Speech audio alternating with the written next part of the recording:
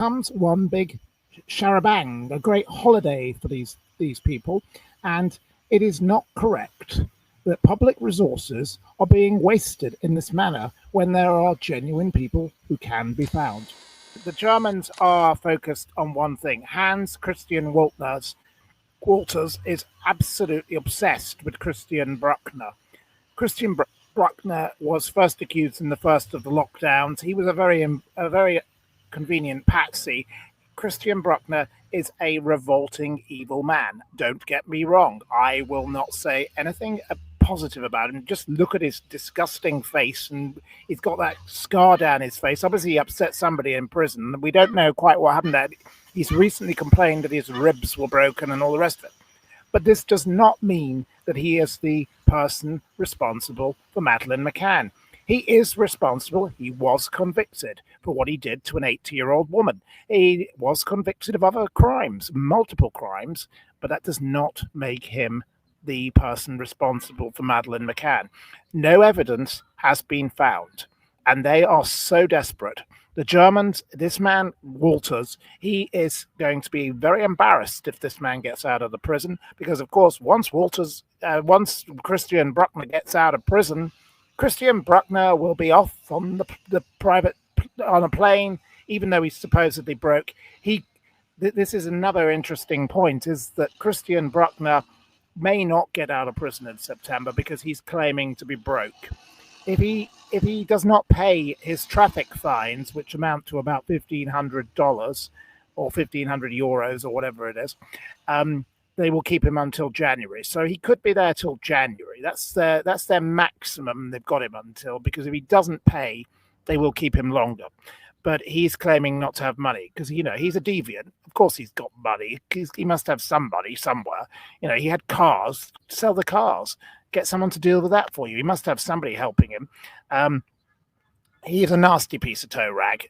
Vile and evil and rotten and wrong, but that does not make him necessarily the person who took Madeleine McCann. And Christian Walters is fixated upon him at the cost of investigating other things.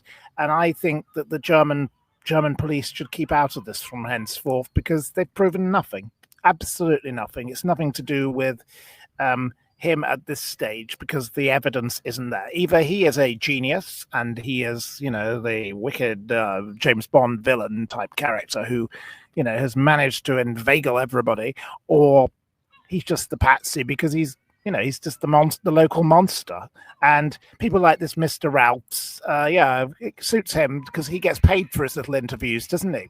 So he loves doing this because it tops up his pension fund. With regard to Christian Brückner's future, I think Christian Brückner will leave prison. I don't know when Christian Brückner will leave prison, whether it's September or January. I think somebody will pay his bill for him because he has a fan club. These nasty people, they all, the Myra Hindley fan club. I went to a dinner party once in Hackney in London, and I was seated next to a lady who happened to be Lord Longford's secretary.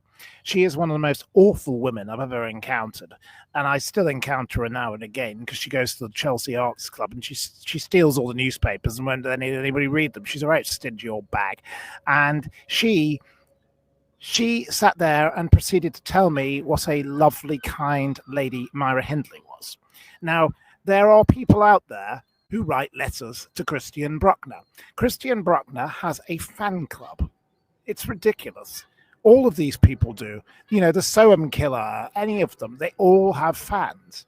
Now, in some instances of certain people who are involved in criminal cases, obviously there are people who believe they're innocent, but there are also people who just want to be groupies. They want to marry a prisoner or whatever. It's very odd behavior. And somebody, I think, will pay his fine, and I think he will leave in September, and he will go to South America or wherever he can't be. He'll have to go to somewhere he can't be extradited to Europe or Great Britain. That is the key thing he needs to do. No, never.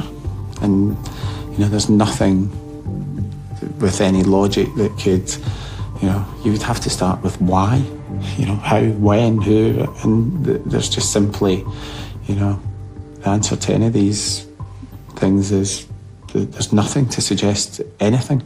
So, no, that's an emphatic no. There are a lot of obsessives with this case.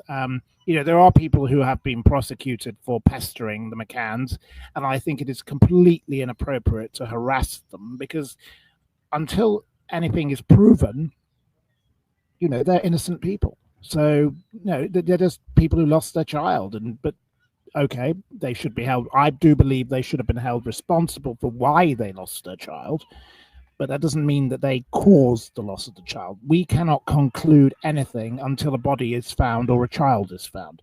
And obviously, Ron, you have your connection with the young lady, who I won't name, but, she has her theory about who she is, and that's up to her. And there's another American child who believes that she is also the same person. And there have been many others. And, but the McCanns should be left in peace. People shouldn't go around banging on their door, harassing them. But equally, I do think that the police should have actually handled the matter in a different way, and prosecuted them for what they did over their neglect of their children, because they neglected not only one child, they neglected 3 children because they left the children unattended, as did the rest of the Tapas group. They should also have been prosecuted. They'd hoped the answers to an 18-year-old mystery were hidden somewhere inside these walls. Derelict buildings picked apart by more than 60 investigators over 3 days. Today, the renewed search for Madeleine McCann was called off early. This is the first look inside the search zone. Much of the focus was here, an excavator churning up the soil at a site frequented by the prime suspect. Christian Brückner was known to camp on the coastal scrubland during the time the British toddler vanished from her family holiday apartment. German authorities believe the convicted sex offender is the culprit due to claims by key witnesses and circumstantial evidence. This search considered a last-ditch effort to prove it with DNA before Brueckner is released from prison as early as September and disappears.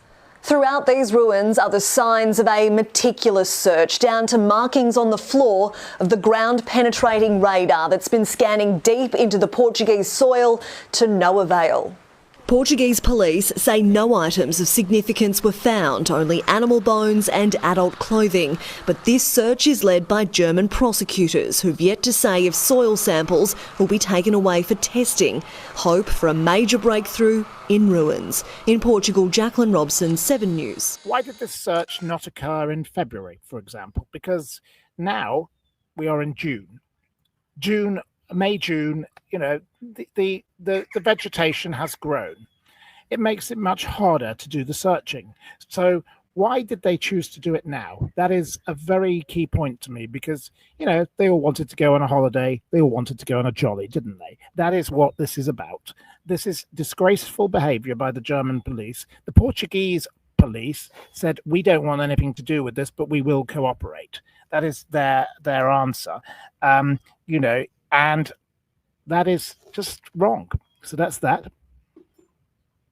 Okay, my next point will be he will flee Germany on release. He will not be staying in Germany. And he will be gone. And then that will be the end of the matter. I don't know about the bones, but bits of clothing, the area where Christian Brückner was living was full of drifters and crazy people who lived in tents, and they were all mad and they all did all sorts of strange things. So, the things they left behind there would have been all sorts of weird stuff. I don't know, but they were weird drug addict people. Maybe some of them died. I don't know. I have no idea. I can't possibly comment. I don't know. With regards to the stories that get published about Madeleine McCann in the newspapers, I talked about this on Talk TV. Every time there is a sighting of Madeleine McCann, it is unknown person spots Madeleine McCann in a supermarket, but then doesn't tell the police for 6 months. And then, well, obviously it's too late. So these are silly little stories that are fed out there to keep the urge for the Operation Grange to be funded. They are fake news. It's a load of rubbish because they never are sourced. With I have a situation with a very famous owner of a football club who has done some very, very bad things to lots of ladies, and he is a nasty pornographer as well. I'm not going to name him because it's sort of subject to a slap order, and if I do, I'll get sued, and you will get sued.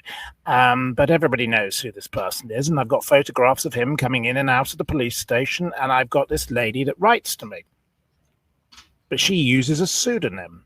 And she writes to me via Twitter, and she also writes to my friend at the Daily Mail, and both of us have said the same thing to her. And she doesn't get it, silly woman, because we don't know who she is. I think she's probably a former secretary or something of his, but she won't say who she is, and therefore her evidence isn't credible. All of these people in this MCCANN story are, German tourists. And the last one last week was